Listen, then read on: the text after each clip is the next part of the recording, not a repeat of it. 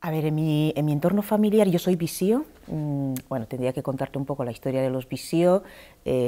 Los Visio somos como una etnia dentro del grupo Kwasio, ¿no? El grupo Kwasio, que ese sí que se encuentra en otros países africanos. Esa división forma parte también de, bueno, de todos esos acontecimientos de los años 1800, ya no recuerdo tanto, cuando se hizo el reparto y tal, ¿no?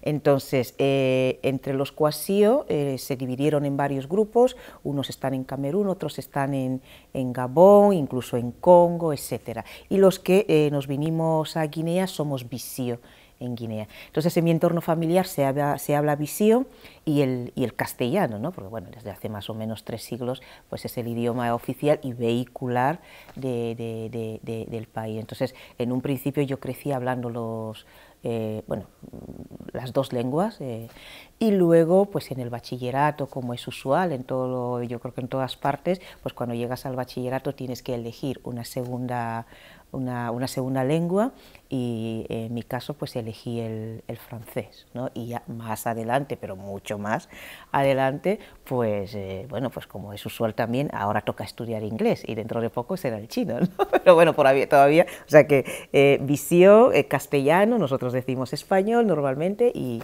el francés, y ya más adelante el inglés. A ver, yo vine a estudiar en la época en la que yo terminé el bachillerato. Todavía no estaba la Universidad Nacional, que ahora sí que ya tenemos una.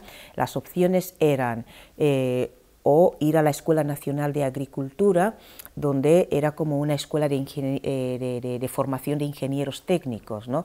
Se formaba ingenieros en 3 ramas o disciplinas: en agricultura, en pesca y en forestal. Lógicamente son tres sectores en los que el país tiene cierta ventaja comparativa, ¿no? Tenemos bosque, tenemos mar. Era una de las opciones, y la otra opción, bueno, otras 2 más: podías hacer magisterio o estudiar por la UNED. Yo entré en la Escuela Nacional de Agricultura, pero bueno, luego no me sentía así muy... No quería hacer ninguna de las 3 cosas. A eso le añadimos también otro problema que tuvimos en el proceso, que ya tuvo más carácter político y diplomático, de las instituciones que financiaban la escuela, pero bueno, eso ya es una cuestión más política. Y como te decía, no me sentía así muy... No era lo que quería hacer, y al final pues nada, mi padre me mandó a España, aprovechando que 2 de mis tías viven en Valencia. Entonces me fui a Valencia con ellas, ¿no? Y fue así como vine, y nada, y ya me inscribí en la Universidad de Valencia y continué mis estudios de formación profesional, o mis estudios superiores. A ver, la publicación, porque yo además, en mi caso son 2 procesos distintos, ¿no? Yo escribo relatos todos los días o una vez a la semana cuando puedo. Para mí además es como un proceso de búsqueda, voy buscando respuesta, busco darle sentido, significación a ciertas experiencias. Incluso he definido mis relatos alguna vez como fotografías de momentos, ¿no? Así como los fotógrafos pues hacen una fotografía, yo voy a casa y trato de describir el momento, ¿no? Entonces yo tenía varios relatos de ese tipo, los venía escribiendo desde hacía mucho tiempo. Empecé con unos cuadernos que titulé Cosas de casa. Iba escribiendo cositas, de ahí salieron muchos relatos que luego publiqué en Gulsi, efectivamente, y luego cambié el título por Divagaciones, ¿no? Entonces, bueno, unos años anteriores, si la publicación la hice en el 2012, creo que en el 2008 empecé iba a un taller de escritura creativa, y practiqué muchísimo también. Entonces fue como un momento en el que yo necesitaba sacar esa escritura de ese ámbito personal mío, ¿no? Que yo era mi única lectora, y fue un momento de decir, bueno, pues voy a ver qué es lo que opinan los demás, ¿no? de lo que escribo. Y creo que fue la mayor motivación, ¿no? De decir, vale, pues voy a intentar sacarlo de mí y que salga y que otras personas pues lo lean y me digan cosas. De hecho, es una autoedición también. Yo no diría que haya tenido muchas dificultades. Como acabo de decirte, en Gulsi fue una autoedición, ni siquiera intenté hablar con ninguna editorial ni ningún editor. De alguna manera, bueno, yo siempre digo que primero soy lectora, soy más lectora que escritora, ni siquiera he asumido que sea escritora. Y entonces, nada, visto un poco lo que leo habitualmente, yo misma tenía la impresión de que no era una obra que no iba a interesar mucho a ningún editor, teniendo en cuenta que al final una editorial no deja de ser un negocio, ¿no? Y aquello pues dudaba mucho de que se fuera a vender. Entonces, nada, un pequeño dinero de esos que terminas un contrato y te pagan un finiquito, pues digo, pues mira, puedo publicar con eso, ¿no? Entonces fue una autoedición. Ya cuando ya tenía el manuscrito de Villare, ahí sí que ya, bueno, hablé con un amigo y tal, y esa persona amiga pues conocía a Basilio y bueno, se las arregló incluso para que Basilio y yo pudiéramos encontrarnos y tal, y que le hablase de lo que estaba haciendo, ¿no? O sea que realmente luego conocí a Basilio, me dio la tarjetita y cogí el manuscrito y se lo envié. O sea que tampoco hice una gran búsqueda, y con Mayimbo pues 2/4 de lo mismo. O sea, saqué el manuscrito y se lo envié directamente a Basilio. Voy a intentar aventurarme ya con el próximo, a ver si encuentro alguna otra editorial. Bueno, espero que Basilio no se entere. O sea que pero bueno, no puedo decir que haya tenido muchas dificultades porque tampoco lo he intentado, ¿sabes? Entonces, sí, y sobre todo en esta época, ¿no? en este momento, porque tuve además, después de la publicación de Ngulsi, tuve como un pequeño conflicto conmigo misma, de decir, vale, pues, yo me baso en mis experiencias personales, ¿no? Entonces, ¿por dónde voy a tirar a partir de ahora? Sobre todo era un pequeño conflicto para definir el lugar de enunciación, desde qué lugar iba a enunciar.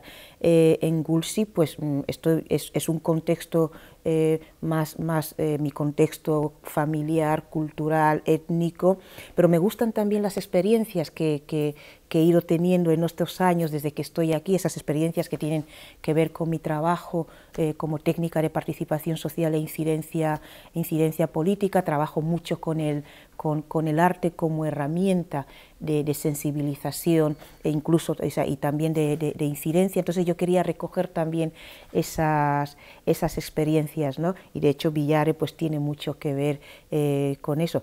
Un poco respondiendo a que sí, en esta faceta, en esta época, sí que me complementa y muchísimo ese trabajo, o sea, mi trabajo como técnica de participación social, lo cual no exime que en otro momento pues quiera escribir sobre otros temas o cambie el lugar de enunciación, vuelva tal vez al lugar desde el que enuncio en Gulsi y siga también esa otra línea, ¿no? Pero en este preciso momento sí, además se están complementando una cosa y la otra.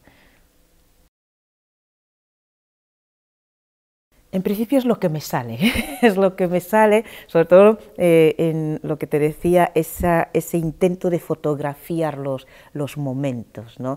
Es algo, bueno, pues para mí es como una pasión, como tenemos otras pasiones, ¿no? De repente, pues yo siempre paso un momento, conoces a alguien ha dicho algo, las características de un entorno, y es preguntarte ¿qué hago yo aquí o por qué estoy aquí? ¿Qué significa este momento en mi vida, ¿no? ¿Por qué he tenido que conocer a tal persona? Para mí las personas son como mensajeras, ¿no? Es decir, pues conoces a una persona y esa persona tiene como un mensaje para ti, y claro, y me cuestiono, bueno, ¿he sido capaz he entendido el mensaje que me traían o no? Entonces el relato es lo más apropiado para hacer recoger ese tipo de momentos. Son momentos precisos, personajes concretos, y yo creo que el relato es lo que te ofrece, ¿no?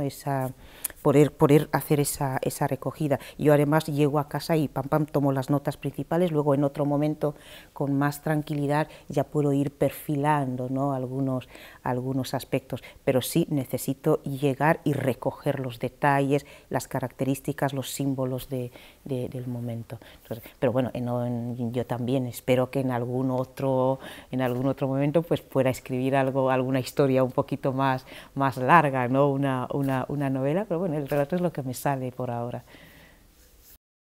A ver, en principio yo diría que no, porque no me siento activista. Lo que pasa es, claro, cuando son palabras de un académico, y a saber qué sentido ha querido darle o qué acepción es la que ha utilizado, cosa que yo desconozco completamente, ¿no? Tampoco me puedo equiparar al profesor Bolecchia, pero ya te digo, hasta donde yo entiendo, ¿no?, el término de activismo, yo no me considero activista del hispanismo, no es mi preocupación,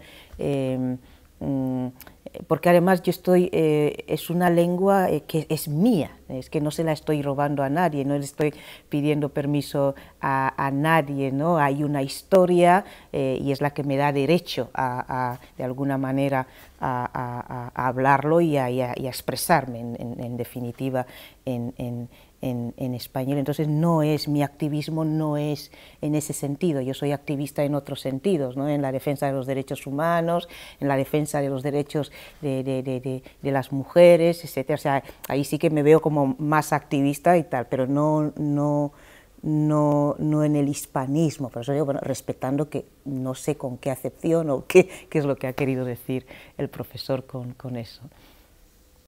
Las principales diferencias, a ver, podrían ser Villare y Mayimbo se parecen un poquito más, ¿no? Además son como hermanitas, hermanas gemelas.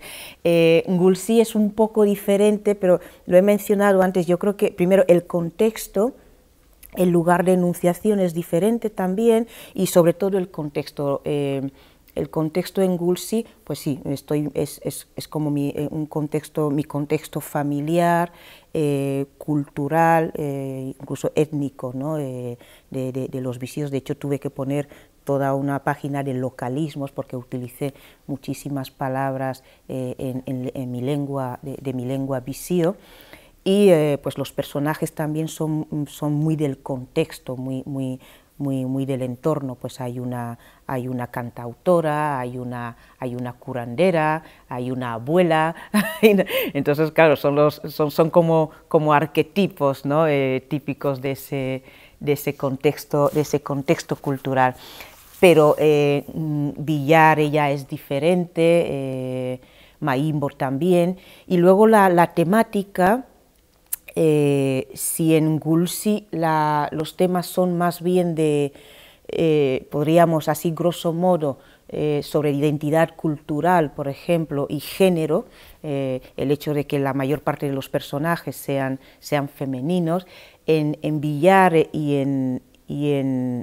en Mayimbo, al género y a la identidad cultural se unen las migraciones y también el arte como herramienta de cohesión, ¿no?, que ya es migraciones y arte como herramienta de cohesión ya aparecen únicamente en Villare y en Mayimbo.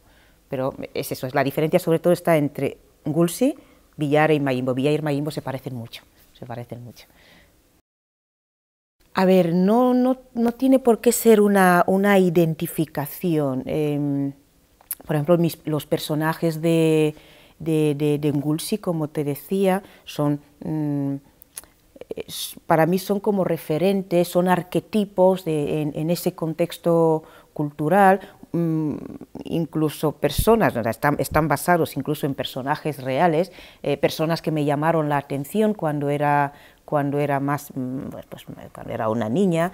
En el caso de Ensieman, que es la bailarina, pues la vi bailar, además bailó en el funeral de mi abuela, conocí a mi abuela, aunque bueno, estuvimos muy poco tiempo juntas porque falleció cuando yo tenía unos 6 años, o sea que solo pudimos estar juntas esos pocos años, y la eché muchísimo de menos a lo largo de mucho tiempo. Luego está la curandera Ñiñá, que también está, ya te digo, están todas basadas en personajes reales y efectivamente era una curandera, era una mujer que yo conocía con una fuerte personalidad, con muchísimo carisma. Me gusta esa historia que la rodea de cómo ella se impone, ¿no?, en una sociedad patriarcal de alguna manera. Entonces sí, las admiraba, pero no tanto, no es tanto una identificación. Posiblemente con la que más me identifico es con Sieman, la cantautora, porque yo creo que lo que ella hacía en ese contexto cultural era muy parecido al trabajo que hice, por ejemplo, cuando trabajé como dinamizadora sociocultural en el centro de migraciones que tiene mi organización en una localidad, e incluso lo que sigo haciendo, ¿no?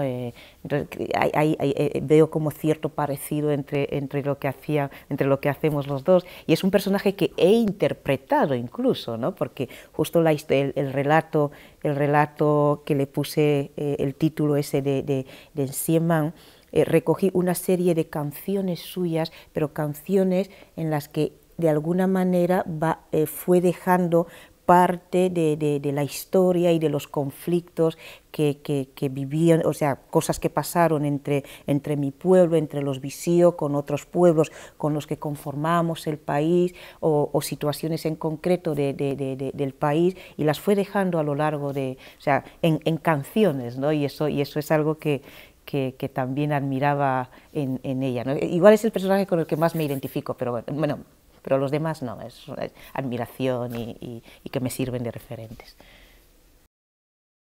Yo no creo, los feminismos en principio, y lo he dicho muchas veces, tienen que ser contextuales, ¿no? Creo que los objetivos son los mismos, donde sea que estemos, en Europa o en África. La lucha de las mujeres es ese cuestionamiento que nos hacemos de ese segundo lugar que ocupamos en la sociedad, ¿no?, ese lugar secundario, todas las discriminaciones que sufrimos, ahí es donde está el cuestionamiento, ¿no? Y yo creo que es el mismo cuestionamiento que encuentro aquí, en África y en todas partes, pero luego cada lo tiene que llevar a su contexto social, su contexto cultural, y es el contexto el que te da los temas, qué temas son prioritarios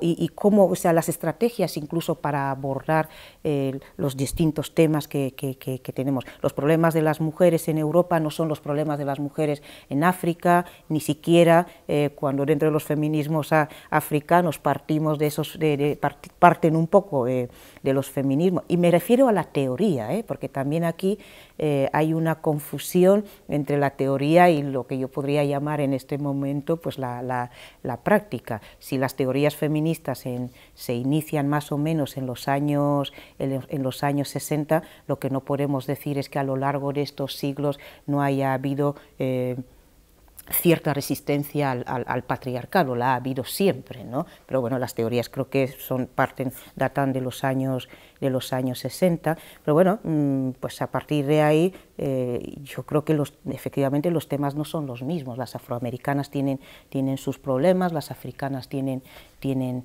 los suyos, ¿no? Entonces, distintos objetivos, pero se tienen que contextualizar, cada uno lo tienen que contextualizar. Sororidad toda la que haga falta, y siempre lo he dicho también. Hay una feminista africana que dice que hubo una época en la que las feministas europeas iban a África, ¿no?, a conocer las experiencias de las mujeres africanas. Yo creo que las mujeres africanas también están aprendiendo mucho de los logros del feminismo europeo. Entonces, sororidad toda la que haga falta para ir un poco pues recogiendo referentes, formas de hacer, pero cada una se tiene que situar en su contexto.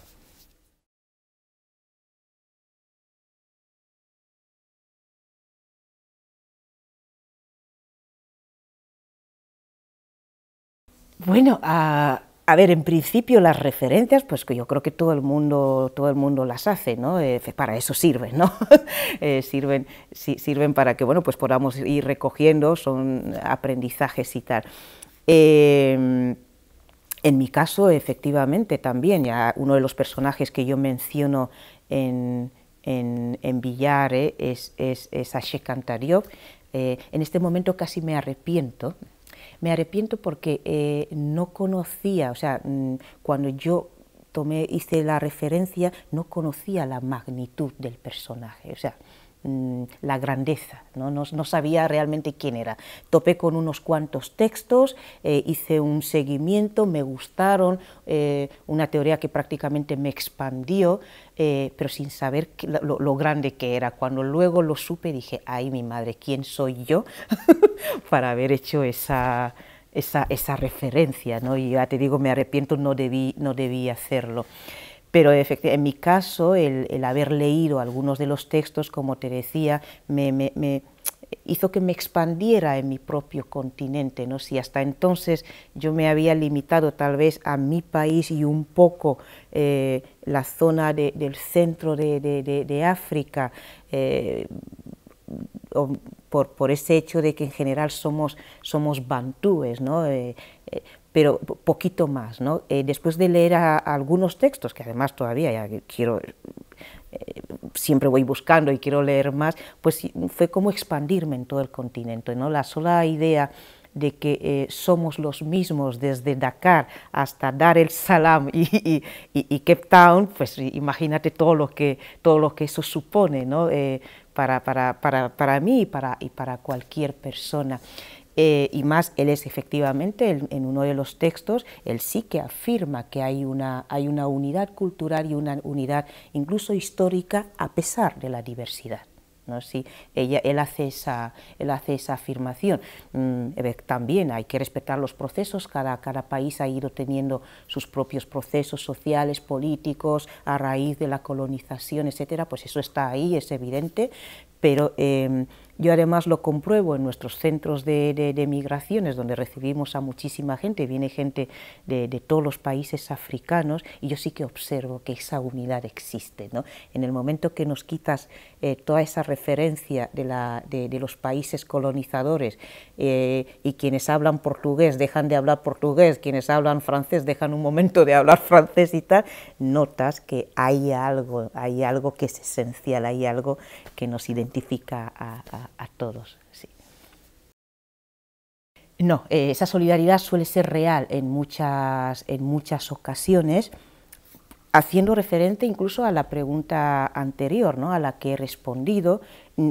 Hasta cierto punto nos reconocemos y ese reconocimiento es mayor cuando estamos fuera de nuestros entornos, ¿no?, de nuestros países, e incluso fuera del continente. Es más, incluso en el interior del continente igual tenemos esa separación. En el desierto del Sahara y los norteafricanos son unos y los surafricanos son a veces incluso los propios norteafricanos, los árabes en este caso, cuando dicen africanos se refieren a los negroafricanos, ellos como que no son africanos. Pues todo eso cambia cuando nos encontramos fuera del país, o sea, en Europa, en Francia, y en el caso de Vicky en Estados Unidos. Pero además aparte de ese reconocimiento, es la historia, ¿no? La historia, todos esos procesos que hemos pasado, la esclavitud, la colonización, ahora es el neocolonialismo, pues la historia también pesa y duele, ¿no? Son procesos que duelen mucho,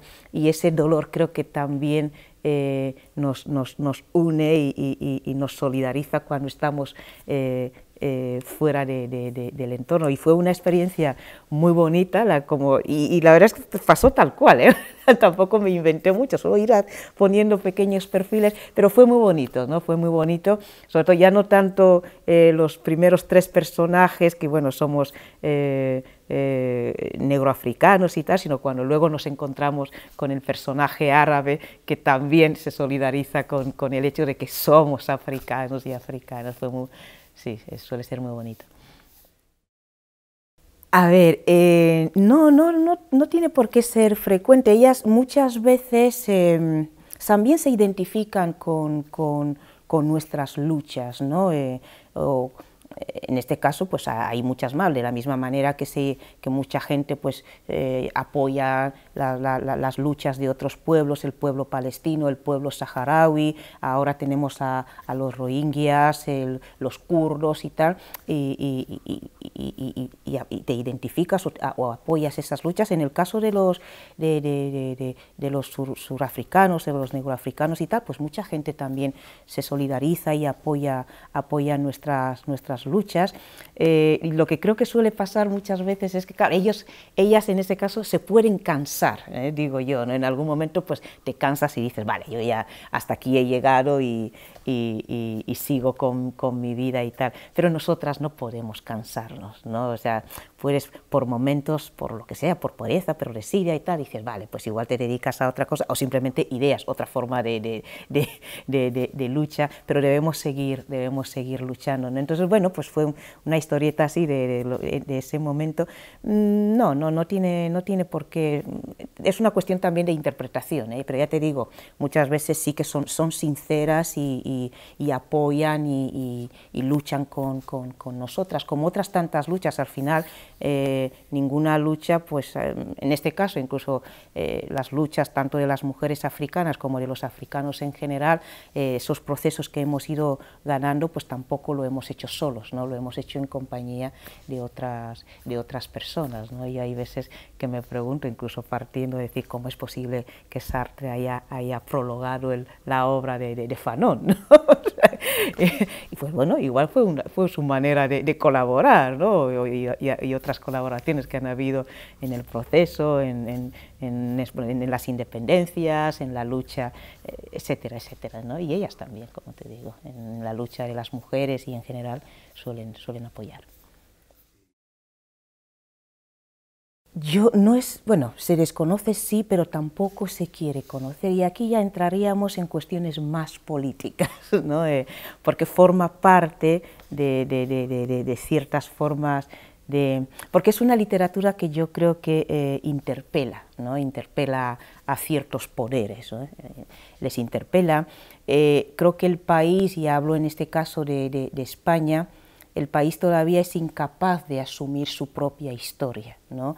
Y yo hay veces que les digo a los compañeros, creo que hay más colores en la bandera española de lo que se muestra. Entonces todavía el país no es capaz de asumir toda esa historia, de asumir que fueron, pues, que tuvieron colonias, no solo una, que tuvieron presencia en África, estamos los guineanos, están los saharauis, toda su presencia en América Latina, y que en América Latina no solo están los blancos y los descendientes de los blancos, también hay una comunidad negra que está en América Latina, que escriben, que hacen cosas, pero bueno, que de eso nunca se habla en estas latitudes. Pues pasa lo mismo con nosotros. Dicen que, bueno, hablar de Guinea en este país sigue siendo materia reservada, se dice. Entonces, claro, si no se puede hablar de Guinea en este país, ¿cómo se va a conocer la literatura de Guinea? Porque ambas cosas irían juntas, ¿no?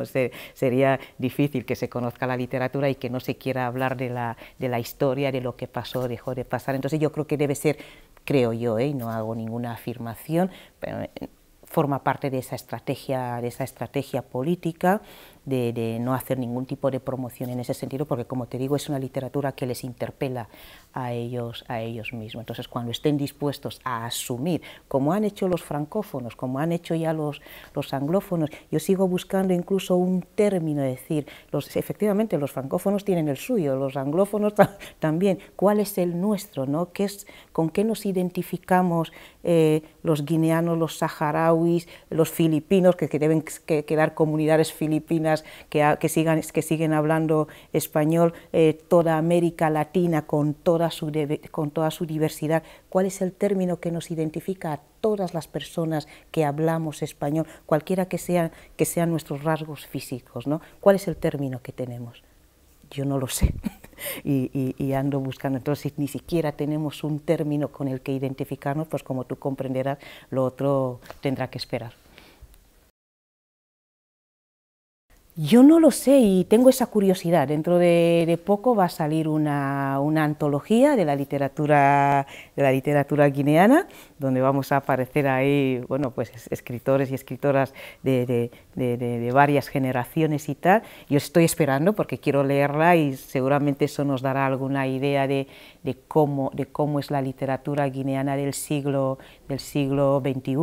Otra cosa es que yo te diga cómo me gustaría que fuera, cómo me gustaría que fuera, pues igual un poco más combativa, una literatura que cuestione un poco más todo lo que hemos, digamos, todos nuestros procesos, todo lo que hemos hecho hasta ahora. Son 50 años ya de independencia, yo diría 50 años de país. Nos tenemos que cuestionar, nos tenemos que hacer muchas cuestiones. ¿Qué hemos hecho bien en estos 50 años? ¿Qué es lo que no hemos hecho bien? ¿Hacia dónde queremos ir? Yo creo que la literatura es un espacio ideal para hacer ese tipo de cuestiones, ¿no? Entonces, hacia ahí me gustaría que fuera, pero cómo es realmente, eso lo sabremos cuando salga la antología. La verdad, de repente me haces la pregunta y me salen escalofríos, ¿no? O sea, que es como se me ha puesto la piel de gallina. Yo todavía no es de esos momentos que necesitas llegar y reflexionar, ¿no? Pero así de pronto, pues siguiendo esa línea ha sido una expansión tremenda, conocer sobre todo a esas mujeres, todo lo que me han aportado. Ha sido un momento único, que en este momento, o sea, ahora no sé cómo describirlo, pero ha sido único conocer a todo, incluso alguien que supuestamente es tan cercana como es el caso de la escritora y editora Remey Sipi, y que no conocía, y que además me he sentido como ella es como una generación anterior a la mía, y me he sentido hasta heredera, ¿no? Como bueno, pues oye, como si fuera una heredera y que debo continuar en ese sentido.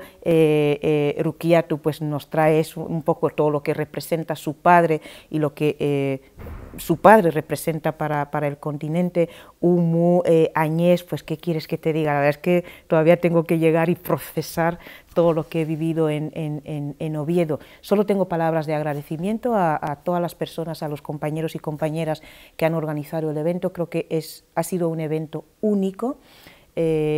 Nunca antes, y creo que todas lo hemos dicho, ¿no? No sabíamos, bueno, no había estado nunca en un espacio con tantas mujeres africanas y cada una con su propio discurso, ¿no? Porque ni siquiera nos parecemos, o sea, que cada una tiene su propio discurso, cada una está como en un frente de lucha, y vernos todas en el mismo espacio y compartirnos. O sea, solo tengo palabras de agradecimiento a los compañeros y compañeras, y yo todavía voy a procesar el momento, ¿no? A ver qué es todo lo que he podido aprender. O sea, necesito tiempo para eso.